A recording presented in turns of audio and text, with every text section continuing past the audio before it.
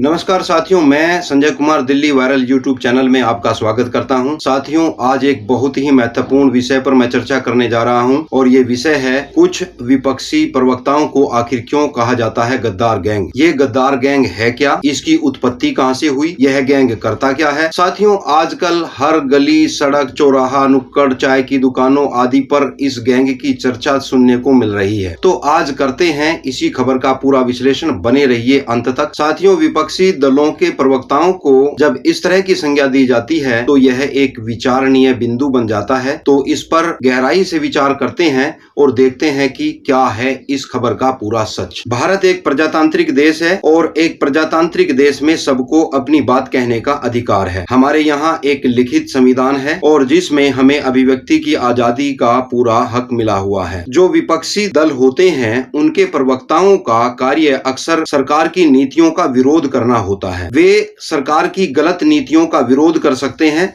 और जनता में अपनी पैठ बना सकते हैं, परंतु सरकारी नीतियों का विरोध तो जायज है, लेकिन सरकारी नीतियों का विरोध करते करते यदि वो देश के विरोध पर उतर आए तो यह लोगों को नागवार गुजरता है और लोग इसको पसंद नहीं करते हैं। आज जिस गैंग की हम बात कर रहे हैं, सरकारी विरोध के चक्कर में यह करने लगता है देश का विरोध, और जिस पर लोगों को बड़ी परेशानी होती है और लोग स्वयं ही इनको गद्दार कहना शुरू कर देते हैं। जब ये लोग सेना पर सवाल खड़े करते हैं तो इनके लिए यह आत्मघाती साबित हुआ है, क्योंकि सेना हमारे देश का गर्व है और सेना पर सवाल खड़े करना किसी भी तरीके से फायदेमंद नहीं हो सकता है। एक और जहां मोदी से ईर्ष्या के चक्कर में ये देशद्रोही बन बैठे हैं, ये लोग जनता की नब्ज को टटोलने में बुरी तरह असफल हुए हैं। मोदी को हटाने के लिए ये विदेशों से मदद भी मांगते हैं। याद कीजिएगा, कांग्रेस पार्टी के कद्दावर नेता मणिशंकर अय्यर पाकिस्तान में जाकर मोदी को हटाने की मदद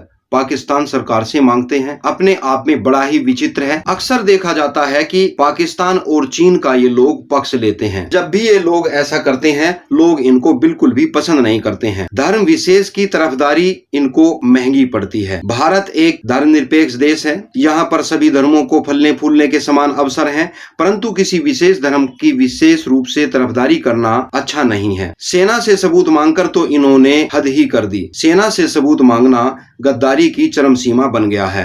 मोदी सरकार के अच्छे कार्यों का भी ये लोग विरोध करते हैं, जो कि बिल्कुल भी ठीक नहीं है। जहां सरकार के अच्छे कार्य होते हैं उसका समर्थन करना चाहिए। सीएए और एनआरसी का विरोध साबित हुआ देश का विरोध। जी हां, सीएए और एनआरसी का जब इन्होंने विरोध किया तो एक बहुत बड़े वर्ग ने इसको गलत समझा। धारा 370 हटाए जाने का भी इन्होंने विरोध किया, और जो कि इनके लिए अपने पैरों पर कुल्हाड़ी मारने जैसा साबित हुआ। जमीनी मुद्दे उठाने में ये लोग असफल रहते हैं। ये लोग जो जमीनी मुद्दे हैं जिन पर सरकार को घेरा जा सकता है, ऐसे मुद्दे नहीं उठा पाते हैं, जिसके कारण ये अपने ही जाल में खुद फंस जाते हैं उन मुद्दों को उठाकर जिस पर जनता सरकार के साथ खड़ी होती है। झूठ फैलाने का ये करते हैं असफल प्रयास। जी हाँ, कई बार देखा गया है कि ये जो नेता हैं जिनको गद्दार गैंग की संज्ञा दी गई है, ये लोग भ्रम फैलाने का, झूठ फैलाने का प्रयास करते हैं। सीएए के मुद्दे पर या एनआरसी के मुद्दे पर भी झूठ फैलाने का प्रयास इनके द्वारा किया गया,